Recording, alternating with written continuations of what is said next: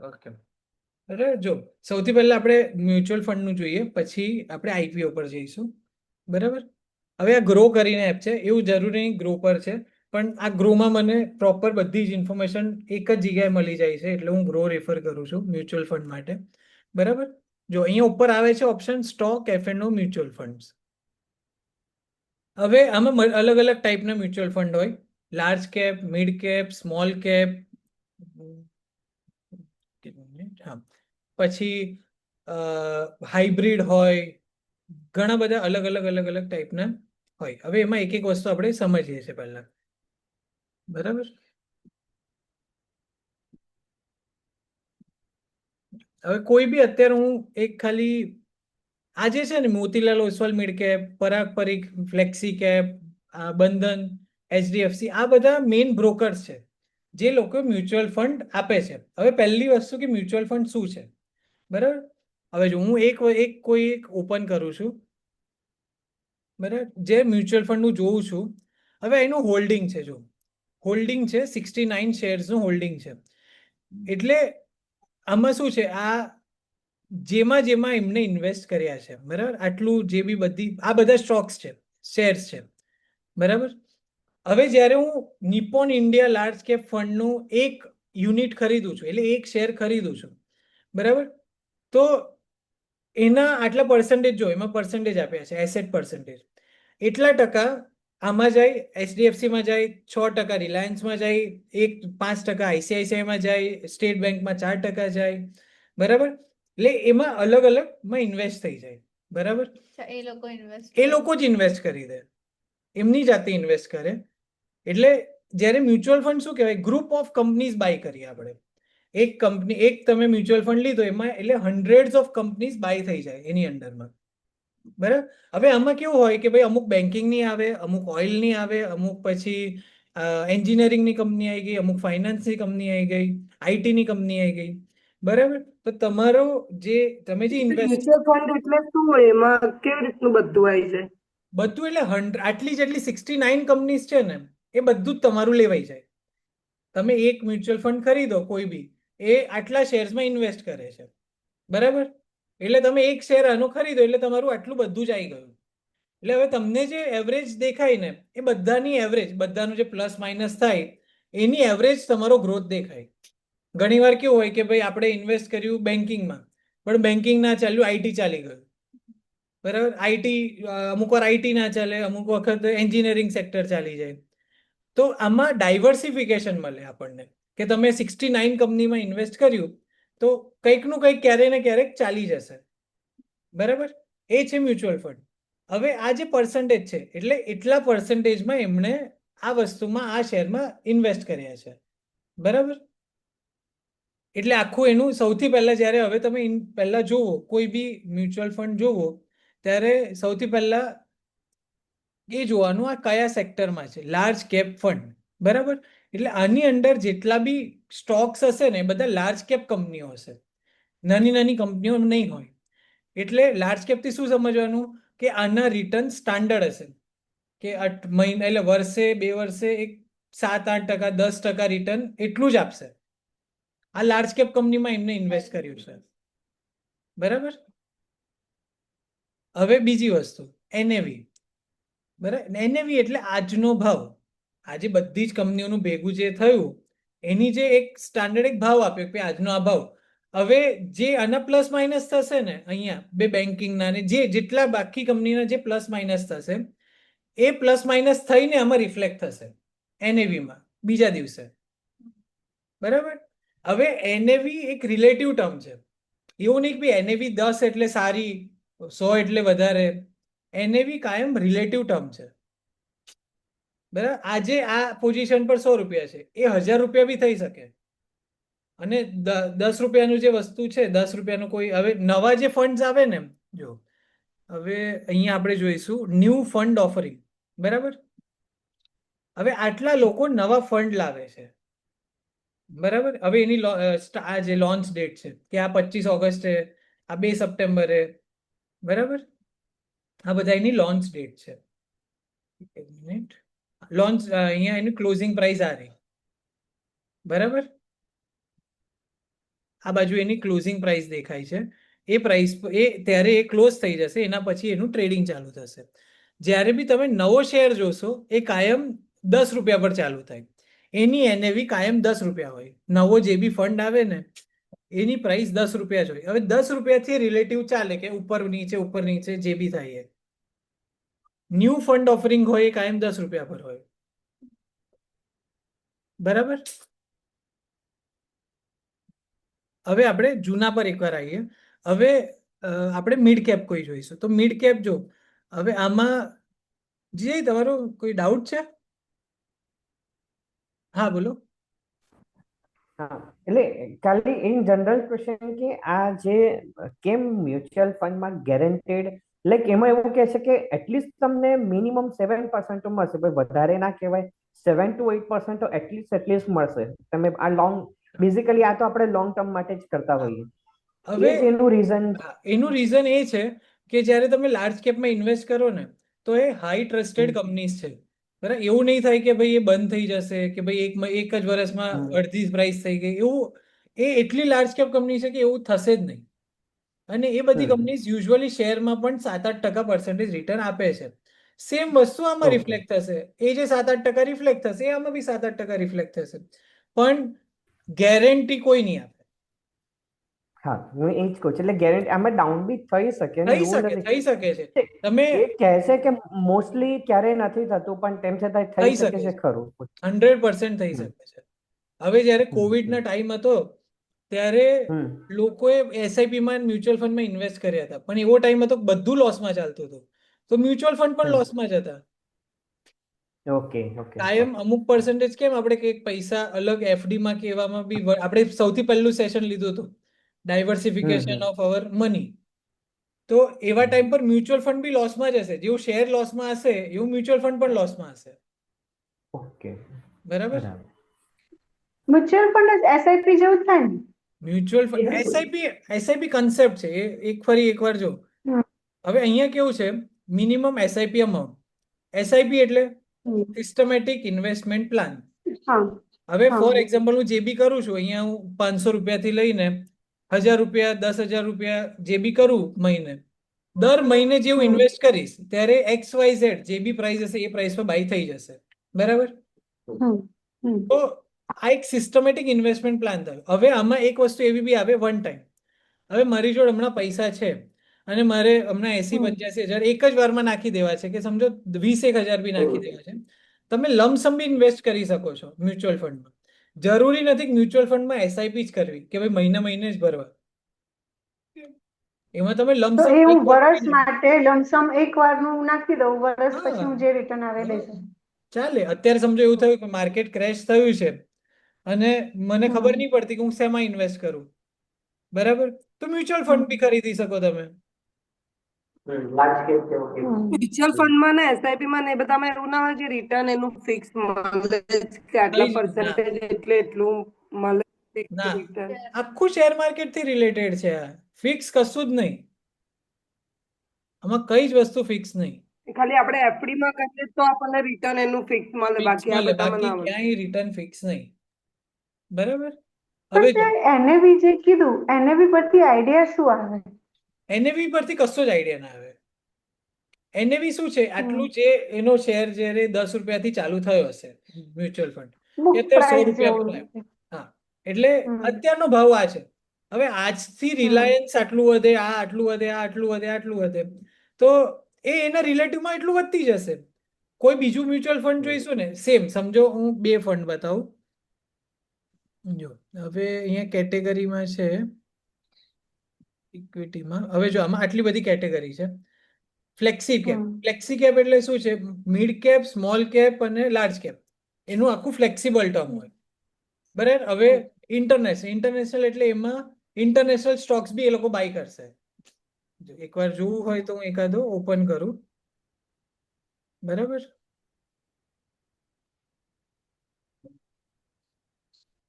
આમાં આ લોકોએ ક્લેરિફાઈ નથી કર્યું.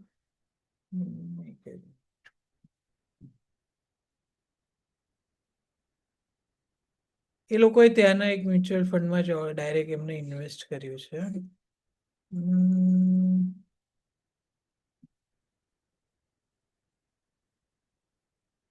ઇમર્જિંગ એ લોકો ડાયરેક્ટ અમુક ઘણી બધી કંપનીઓ છે ને આ ડિક્લેર કરતી હોય છે કે અમે આટલા સમજો આટલા ગૂગલમાં ઇન્વેસ્ટ કરીએ છીએ આટલા રૂપિયા એપલમાં ઇન્વેસ્ટ કરીએ છીએ એ બધું અમુક જગ્યાએ બાયફર્કેશન આપે છે એ લોકો અમુક કંપનીઝ આપે છે બરાબર એ આમાંથી ખબર પડશે અને અત્યારે મને નહીં ખબર કેમ નહીં દેખાતું પણ આપતા હોય છે ખરા બરાબર આપણે ફોરેન કંપનીઝમાં ઇન્વેસ્ટ કરી ના શકીએ અહીંયાથી બેઠા બેઠા કરાય ને ડાયરેક્ટ કરાય એટલે એ બધું એ NSE પણ માં ના આવે ને એ તો નેશનલ સ્ટોક એ બધામાં ના આવે એનું અલગ હોય ને કંઈક હા, એનું અલગ આવે એનું છે માર્કેટ એ આ રીતે હા બી લઈ શકો તમે પણ ધ થિંગ ઇઝ કે ઇન્ડિયામાં એટલો ગ્રોથ ઓપોર્ચ્યુનિટી છે હવે જ્યાં તમને આગળનું કશું ખબર નથી ફંડામેન્ટલ નહીં ખબર હમ, કશું જ નહીં ખબર તો હા એવા માર્કેટમાં કેમ ઇન્વેસ્ટ કરવાના હમ, એટલે એવું રિકમેન્ડેડ હોય બરાબર મલ્ટી કેપ એટલે બધામાં ડિવાઈડ થઈ જાય હવે એક સેક્ટોરિયલમાં કેવું હોય કે તમારે સમજો આઈટીમાં જ ઇન્વેસ્ટ કરવું છે તમારે ઇન્ફ્રાસ્ટ્રક્ચરમાં ઇન્વેસ્ટ કરવું છે તો આ સેક્ટર વાઇઝ હશે આ બધા જ સેક્ટર વાઇઝ આ ફાર્મા એન્ડ હેલ્થ કેર એટલે આમાં તમે જોશો ને હોલ્ડિંગ તો તમને બધી જ ફાર્માની જ કંપની દેખાશે ફાર્મા એઝ હોલ ઇન્વેસ્ટ થઈ શકે તમે ફાર્મામાં હવે કેવું થાય તમે કોઈ એક કંપની લીધી હવે એ કંપની ના ચાલીને બીજા બધા ફાર્મામાં ચાલી ગયું ઘણી વાર એવું થાય તો મ્યુચ્યુઅલ ફંડ ફાર્માનું મ્યુચ્યુઅલ ફંડ લઈ લો તો તમારું બધામાં ઇન્વેસ્ટ થઈ જાય બરાબર એટલે બટ ઉમા આવું ઇઝ ઇટ રેકમેન્ડેડ આવી રીતનું આપણે કસ્ટમાઇઝ વેમાં જનરલી લોકો મ્યુચ્યુઅલ ફંડ એટલે જે પ્રોવાઇડેડ હોય સ્મોલ કેપ લાર્જ કેપ એમાં જ જનરલી કરી દેતા હોય પણ હા આ સેક્ટોરિયલ તરીકે લોકો કરતા હોય છે હા કરે ને રેકમેન્ડેડ જો હું એક વસ્તુ બતાવું કે ઓલ મ્યુચ્યુઅલ ફંડ હવે સેક્ટોરિયલમાં જઈએ બરાબર હવે કોઈ એક અહીંયા ફાર્મામાં મેં આ વસ્તુ ખોલી બરાબર હવે આ ફંડ સાઇઝ છે અહીંયા ફંડ સાઇઝ શું છે આમાં 6,103 કરોડ રૂપિયા ઇન્વેસ્ટેડ છે એટલે બધાને મળીને મેં મારું સમજો અત્યારે જેટલા પૈસા મેં નાખ્યા એવા જેટલા બી ઇન્ડિયામાંથી જેટલા ઇન્ડિયા બહારથી જેટલા લોકોએ નાખ્યા 6,000 કરોડ આમાં ઇન્વેસ્ટેડ છે આ ફંડમાં એવા તમે જોશો બધામાં આટલા પૈસા ઇન્વેસ્ટેડ છે અમુક લોકોને હોય કે ભાઈ મને ઓવરઓલ મને ફાર્મા અત્યારે બુલિશ લાગે છે તો હું ખાલી ફાર્મા જ ખરીદીશ તો આ રીતે ખરીદી શકો તમે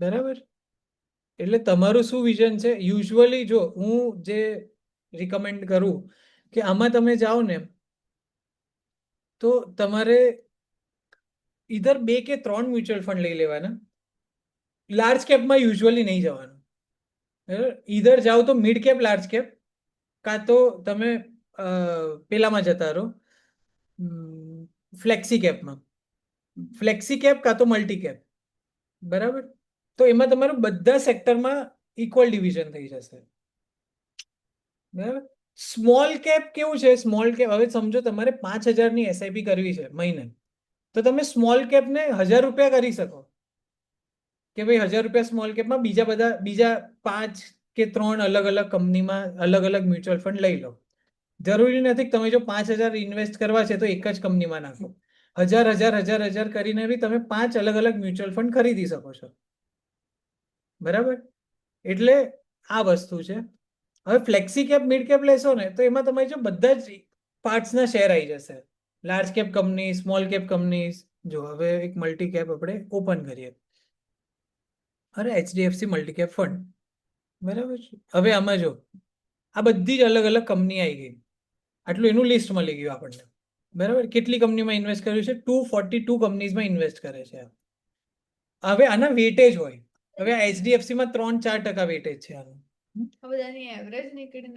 હા એવરેજ નીકળે હવે તમારે એનું શોર્ટ લિસ્ટિંગ જોવું છે તો આમાં નીચે આવશો ને આ બધી જ કંપની આવી ગઈ આટલા જેટલામાં એને ઇન્વેસ્ટ કર્યા છે હવે આ સેક્ટર વાઇઝ અલગ છે એમને ફાઇનાન્સીસમાં આટલા પર્સન્ટેજ નાખ્યા છે કન્ઝ્યુમરમાં આટલા છે ટેકનોલોજીમાં આટલા છે આમાં આટલા છે એટલે હવે તમે જ્યારે કમ્પેર કરશો ને જ્યારે મલ્ટી કેપ બી કમ્પેર કરશો ને તો બધાએ અલગ અલગ રેશિયોમાં એમને જેવું લાગતું હોય એવી રીતે એમને ઇન્વેસ્ટ કર્યા છે સમજો મારે ફાઇનાન્સમાં આટલું બધું નહીં નાખવું મને એવું છે કે ભાઈ ઇન્ફ્રાસ્ટ્રક્ચરમાં વધારે નાખવું છે તો બીજું કોઈ ફંડ જોવાનું જેમાં ઇન્ફ્રાસ્ટ્રક્ચરમાં એ લોકોનું સેક્ટર અલોકેશન વધારે હોય બરાબર.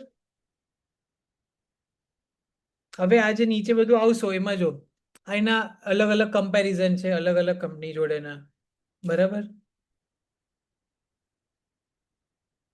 હવે આનું છે ને એક ફંડ મેનેજમેન્ટ હોય. ફંડ મેનેજમેન્ટ શું ઇમ્પોર્ટન્ટ હોય? એનો જે ફંડ મેનેજર હોય આમાં અમર કુલકંદનારી છે. બરાબર. હવે એનું આની ડિટેલ્સ આપી હશે. એને કેટલા ફંડ મેનેજ કર્યા છે, શું ભણેલો છે. બરાબર. એટલે એનાથી બી એક આઈડિયા, કારણ કે તમારું પૈસા મેનેજ કરશે આ માણસ, તો એનાથી ખબર પડે કે આ કેટલો કેપેબલ છે. હમ હવે આમાં કેવું હોય કે સમજો HDFC વાળા ICICI વાળાને કોકને લઈને આવે, ઓનબોર્ડ કરે, તો એ આપણને ખબર પડે કે ભાઈ એ ત્યાં એટલો એક્સપિરિયન્સ હશે, એના પછી આમાં આવ્યો, આમાં બી એટલો એક્સપિરિયન્સ છે, તો આપણું ફંડ એ વધારે સારી રીતે મેનેજ કરી શકશે. હમ બરાબર. એટલે સ્મોલ કેપ ફંડ લોકો રિટર્ન એમાં બહુ વધારે દેખાય, 30-40% રિટર્ન દેખાશે સ્મોલ કેપમાં, પણ એટલું જ એની સામે રિસ્ક પણ હોય કે જ્યારે કોવિડ કે કશું બી આવું કંઈક આવી ગયું તરત એ બધામાં સેલિંગ આવે. હમ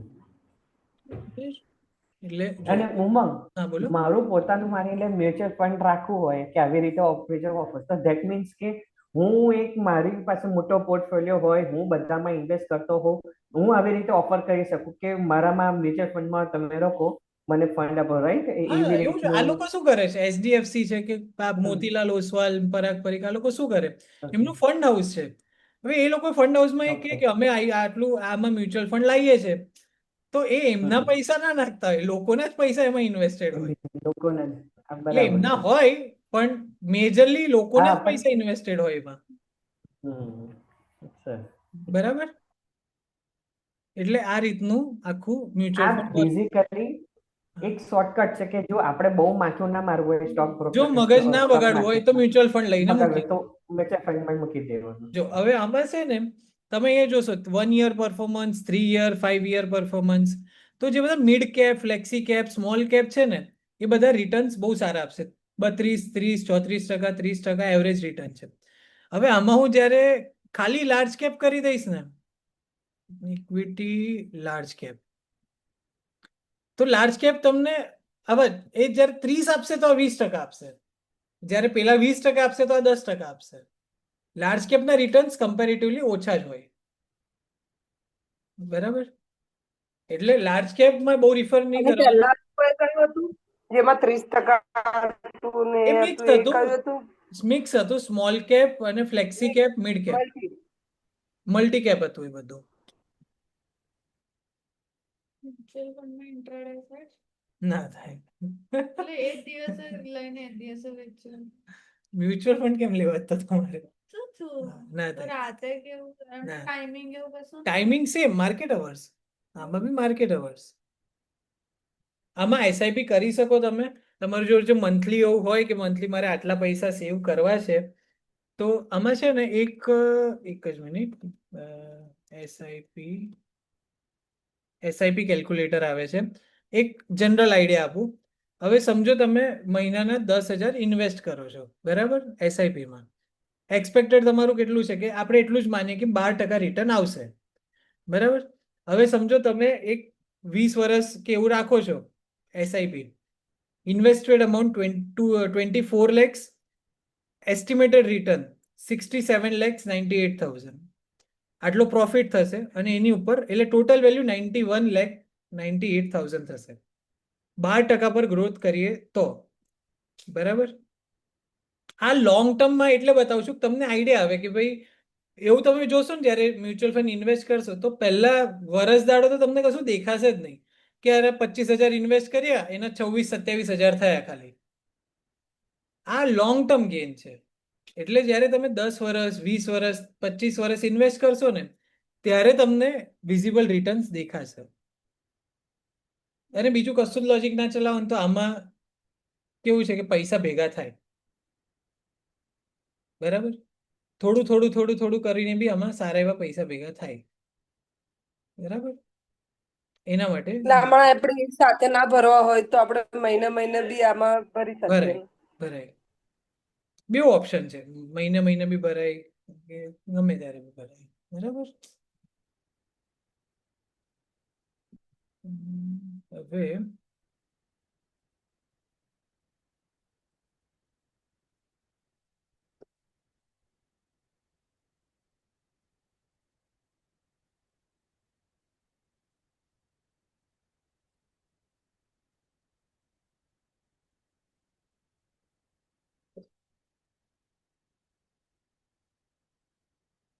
આનું ફૂલ ફોર્મ શું?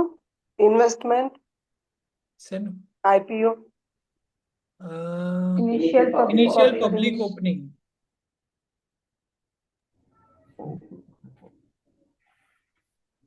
ખબર નહીં કે વેબસાઇટ જ નહીં ચાલુ થતી આઈપીઓ ની.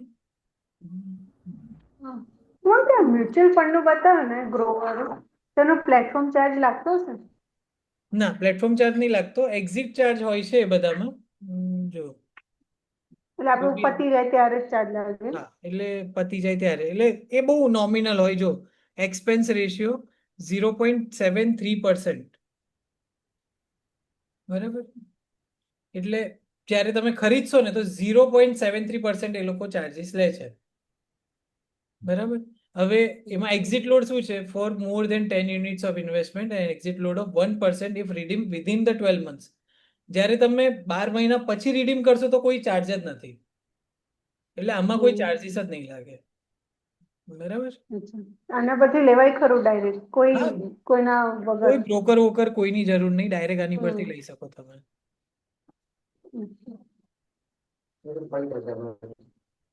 બરાબર. જો હવે ઇનિશિયલ ફંડ ઓપનિંગ, હવે આ બધી છે ને એસએમઈ કંપની છે, પણ આપણે એકવાર જોઈએ કેવી રીતે જોવાનું એ તમને શીખવાડું એકવાર હું, બરાબર. આ તારીખથી આ તારીખ સુધીનું આઈપીઓ છે. હવે આઈપીઓ એટલે શું? કે ભાઈ જ્યારે કોઈક નવી કંપની માર્કેટમાં લિસ્ટ થાય છે એને આપણે કહીએ આઈપીઓ, બરાબર. Initial public offering. આઈપીઓ તેને કહેવાય? ઇનિશિયલ પબ્લિક ઓફરિંગ, જ્યારે નવા કંપનીના શેર્સ માર્કેટમાં આવે ત્યારે આઈપીઓ લોન્ચ કરે ને એનાથી માર્કેટમાં લિસ્ટિંગ થાય, બરાબર. હવે મિનિમમ ઇન્વેસ્ટમેન્ટ, આ એસએમઈ છે એટલે મોટા શેર્સ દેખાશે કે ભાઈ, ને તો જનરલી આપણા જે શેર્સ હોય ને એ 15,000ના હોય, એક લોટ હોય 15,000નો હોય, બરાબર. એની સામે એના કેટલા શેર્સ આવશે એ બી બતાવશે, એની સામે એની પ્રાઇસ રેન્જ કે આ ભાવમાં આ શેર લાવે છે, બરાબર. હવે ઇશ્યુ સાઇઝ 42 CR ના શેર્સ એ લોકો બહાર લોન્ચ કરશે, બરાબર. હવે આ છે એટલે આ જે કંપની છે એ છે, એનું નામ છે ટોરિયન એમપીએસ આઈપીઓ, બરાબર. હવે એ કંપની શું કરે છે એ બધું જ અહીંયા લખેલું છે. જો engineering and manufacturing company, focused on sand aggregate spare parts for construction, બરાબર. આ કંપનીનું ડીલ કરે છે એમાં, એ જોવાનું કે ભાઈ આ એનું ડીલ કરે છે. એના પછી આ બધું આપ્યું હશે કે ભાઈ એના સ્ટ્રેન્થ ને બધું શું સારું છે શું ખરાબ છે બધું. હવે બીજી મેઇન વસ્તુ શું જોવાની? રેવન્યુ, ટોટલ એસેટ્સ અને પ્રોફિટ, આ 3 વસ્તુ જોવાનું. હવે પ્રોફિટની વાત કરીએ તો 2023માં આટલો પ્રોફિટ હતો, 24માં 11 કરોડ, 25માં 9 કરોડ. ટોટલ એસેટ્સ, હવે આ લોકો એસેટ્સ વધારે છે, જો આપણને દેખાય છે 28 કરોડ, 39 કરોડ, 73 કરોડ, બરાબર. રેવન્યુ, આ રેવન્યુ આટલાથી વધે છે. હવે આમાં શું હોય? કન્સિસ્ટન્ટ જો વધતું હોય તો દેટ ઇઝ ગુડ, કે ભાઈ આ સારી ઇન્ડિકેશન છે કે હેલ્ધી કંપની છે.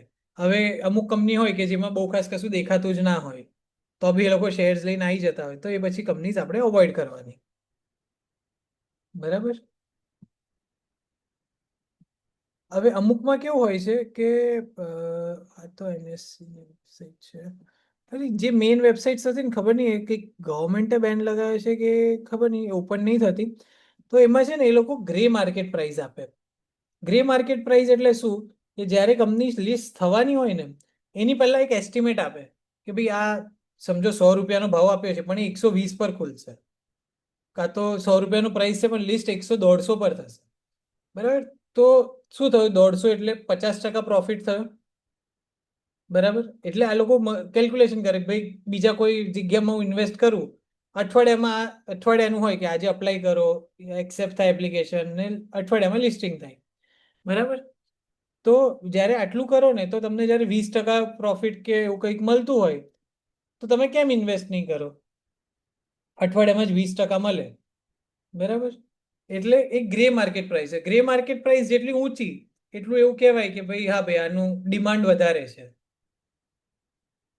બરાબર?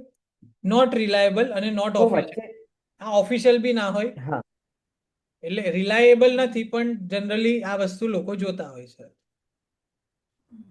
તો વચ્ચે તો ગમે તેવી ખબર છે પણ પછી એ બધું ચાલતું હતું વચ્ચે વચ્ચે જે ગમે તેવી કંપનીઓનો બી આઈપીઓ અનએક્સપેક્ટેડ પ્રાઇસ પર પહોંચતો હતો, બધા જ એમાં નાખવા માંગતા હતા. એ કેમ એવું થતું હતું? એ આડેધડે ગાડોડી પર અવાજ ને. ઓફિશિયલી તો છે ને એના રૂલ્સ એન્ડ રેગ્યુલેશન્સ હોય છે, પણ હા. અત્યારે બધે જ કરપ્શન ચાલે છે, બધે એટલે બધે Correct, હા. બધું ચાલે છે. હમ. એટલે જ આપણે ફંડામેન્ટલ્સ જોઈને ઇન્વેસ્ટ કરવાનું. જોઈને જ કંપની કરવાનું. સારી હોય તો ઇન્વેસ્ટ કરાય, નહીં તો નહીં. હમ. બરાબર? એટલે આવી રીતનું આપણું આખું આ મ્યુચ્યુઅલ ફંડ, સ્ટોક્સ બધું જ આમાં તમને દેખાશે. બધી જ કંપનીઓ દેખાશે. જો ક્લોઝડમાં જોઈએ તો હવે ક્લોઝડમાં જો ક્લોઝમાં બતાવું છું તમને, એક આઈડિયા આવે એના માટે. આ એની પ્રાઇસ, આ એની ડેટ હતી 1 થી 3 સપ્ટેમ્બર. મિનિમમ ઇન્વેસ્ટમેન્ટ 14,280, બરાબર? હમ. લોટ સાઇઝ એટલે 119, એટલે 119 શેર તમને મળશે 14,280 ના ભાવ. હવે પ્રાઇસ આની વચ્ચેની એ લોકો પ્રાઇસ ફિક્સ કરે, 120 થી 126 રૂપિયાની આસપાસ તમને શેર આપશે, બરાબર? આ બધો ડેટા પછી આવે કે ઇન્સ્ટિટ્યુશન વાળાએ કેટલા રૂપિયા પડ્યા. હવે આમાં કેવું હોય, 126 કરોડની ટોટલ સાઇઝ છે, તો એમાં એવું હોય કે ભાઈ અમુક પર્સન્ટેજ ઇન્સ્ટિટ્યુશન વાળા લે, અમુક લોકો રિટેલ માટે રાખે.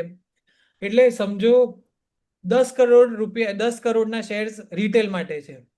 હવે એની પર એપ્લિકેશન આવી 100 કરોડની, તો અહીંયા લખીને આવી જશે 10x, કે 10 ગુણા વધારે ભરાઈ છે. હવે કોને લાગશે કોને નહીં લાગે એ લકી ડ્રો છે, બીજું કશું લોજિક નહીં, આમાં બધું લકી ડ્રો છે, બરાબર?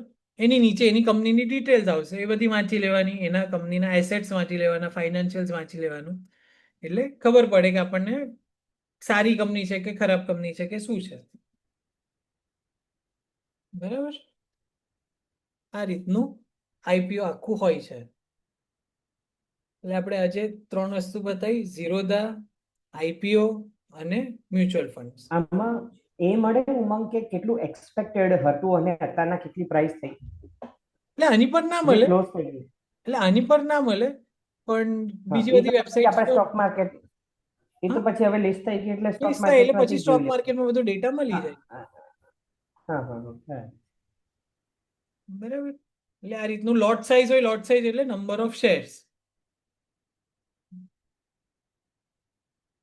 બરાબર? આ રીતનું હોય છે. હવે કશું ડાઉટ હોય કે કશું હોય તો પૂછી શકો છો. આ બધામાં ઝીરોધા છે, મ્યુચ્યુઅલ ફંડ છે, આઈપીઓ છે.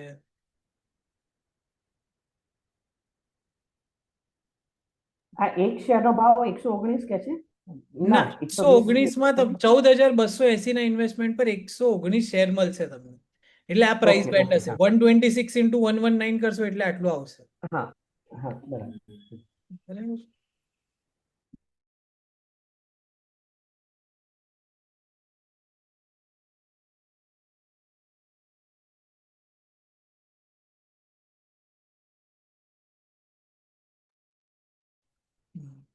બરાબર? કશા ડાઉટ છે બીજા